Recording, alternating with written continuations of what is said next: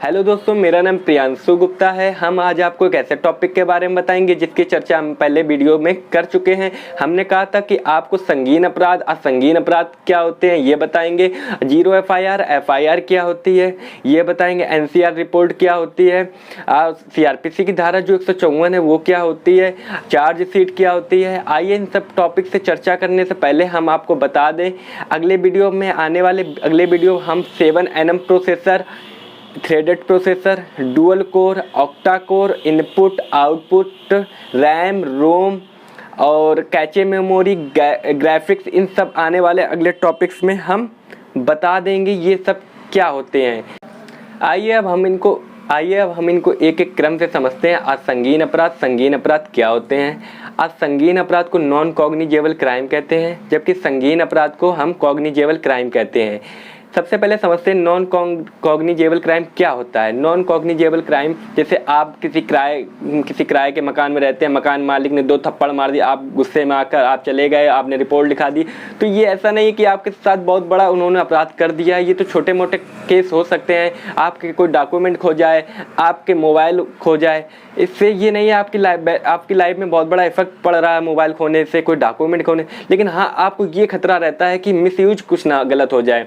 तो आप गए थाने में, तो आपने रिपोर्ट लिखा दी, तो वो लिख गई, एनसीआर रिपोर्ट लिखी जब जाती है तो आपको क्या कहते हैं, पुलिस उसकी छानबीन करेगी, तो उसका पता लगाएगी। अगर नहीं पता लग पा रहा है तो वो 90 दिन के अंदर अपने सीनियर को दे देगा कि इसके अंदर कोई ऐसा इतना बड़ा केस नहीं है, तो इसको वहीं से मजिस्ट्रेट क्या होगा, रफा दफा कर देगा, उसमें कोई नहीं। अगर आपने जैसे 10 तारीख को लिखाई है रिपोर्ट, तो 10 तारीख के बाद रिपोर्ट लिखाने के बाद अगर मिस यूज होता है तो वो एनसीआर रिपोर्ट पुलिस की जिम्मेदारी होगी। आपने रिपोर्ट लिखा है, आपने छानबीन नहीं की है, इसके अंदर आपने कुछ भी पता नहीं लगाया है, तो ये जिम्मेदारी कानून और जो क्राइम होगा वो एक पुलिस का क्राइम हो जाएगा। उससे पहले अगर मिसयूज होता है तो वो आपके अंडर में होगा कि आपने लिखाई रिपोर्ट आ जाए, और मिसयूज उससे पहले हुआ है तो उसके जिम्मेदार आप होंगे।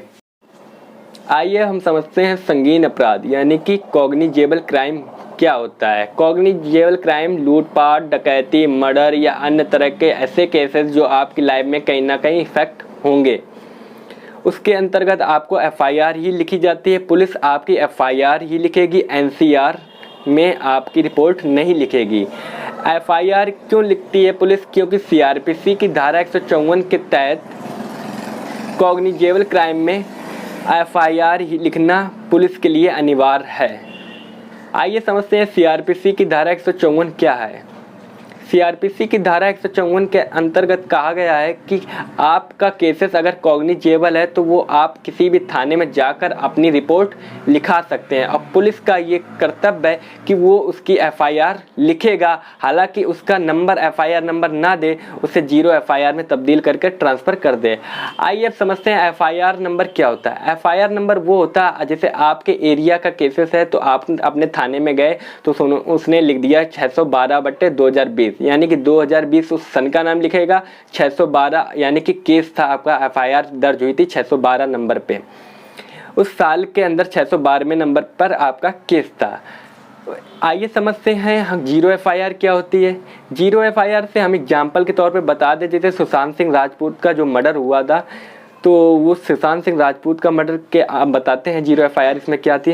जैसे मुंबई में घटना हुई थी, लेकिन उनके पिताजी रहते थे पटना में, तो पटना में उन्होंने रिपोर्ट लिखाई थी, वहाँ पर उन्होंने थाने में रिपोर्ट लिखाई, तो वो एक जीरो एफआईआर के तौर पर लिखी गई थी। वहाँ पर उनको नंबर नहीं दिया गया था, क्योंकि आप जिस थाने के अंदर और जिस थाने के अंदर वो घटना यानी कि कोई इंसिडेंट होता है, तो वो उसी थाने के अंडर में ही वहाँ पर नंबर मिलेगा। ये नहीं है कि आप थाना है मुंबई का और आप नंबर दे देंगे पटना वाले, ऐसा नहीं होगा। अगर मुंबई की घटना है तो मुंबई वाले ही उस एफआईआर नंबर को दे सकते हैं, अन्यथा कोई दूसरी पुलिस वाले थाने में लिखाएंगे तो वो वहाँ से जीरो एफआईआर के तौर पे कार्रवाई की जाएगी। जीरो एफआईआर हालांकि आप लोग समझ गए होंगे, जैसे मुंबई में घटना हुई थी सुशांत सिंह राजपूत के, और वो उनके पिताजी ने जब पटना में लिखाई तो वहाँ जीरो एफआईआर हुई थी, फिर जीरो एफआईआर के तौर पर पुलिस मुंबई गई थी, फिर आपको पता है आगे कार्रवाई क्या हुई थी। आइए एक और एग्जाम्पल बताते हैं, जैसे आसाराम बापू का जो केसेस हुआ था वो राजस्थान में घटना थी। राजस्थान के अंदर कोई भी पुलिस का वर्चस्व था ये आसाराम बापू, तो वहाँ पर कोई केस नहीं लिखा जा रहा था। वहाँ से जो पीड़िता थी वो दिल्ली में आकर उसने सारी घटना बताई। वो कॉग्निजेबल क्राइम के अंदर 110 CRPC की धारा 154 के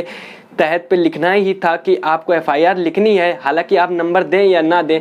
तो वो उन्होंने दिल्ली में लिखी और उसके बाद 0 FIR करके वो कोर्ट में चला गया। फिर आपको पता है आसाराम बापू समय कहाँ है।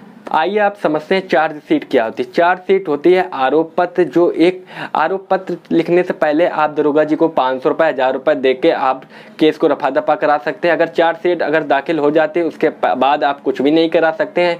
चार्जशीट एक ऐसा नहीं है कि आप चार्जशीट को फाड़ देंगे, ऐसा बिल्कुल नहीं। FIR आप फाड़ देंगे, ये सब मुंबई मूवी या सिंघम मूवी में ऐसा हो सकता है कि FIR फाड़ दें। FIR आप अगर फाड़ देंगे तो आपके ऊपर एक और केसेस हो जाएगा। चार्जशीट फाड़ देंगे आपके ऊपर एक और केसेस हो जाएगा, क्योंकि चार्जशीट का बाकायदा नंबर होता है आप पर। चार्जशीट में आपका नाम, पता, आप पर आरोप, पुलिस सब बाकायदा उसमें लिखती है, फिर उसको कोर्ट के पास ले जाती है। आएंगे इस चार्जशीट को मैं आने वाले अगले वीडियो में बिल्कुल एक डिटेल से 2 से 3 मिनट के अंदर समझा दूंगा चार्जशीट है क्या आखिरकार। तो ऐसे और अमेजिंग वीडियोस देखने के लिए हमारे चैनल को लाइक और सब्सक्राइब कीजिए, साथ ही साथ बेल आइकन दबा के शेयर भी कीजिए, जिससे आने वाले समय में आपको मैं अच्छे से अच्छे वीडियोस प्रोवाइड करा सकूं। आपको बेसिक से जो नॉलेज है वो आप तक हम पहुंचा सकें, जिससे आपकी बेसिक नॉलेज जो है वो स्ट्रांग हो सके। तो चलिए मिलते हैं नेक्स्ट वीडियो में, तब तक के लिए जय हिंद।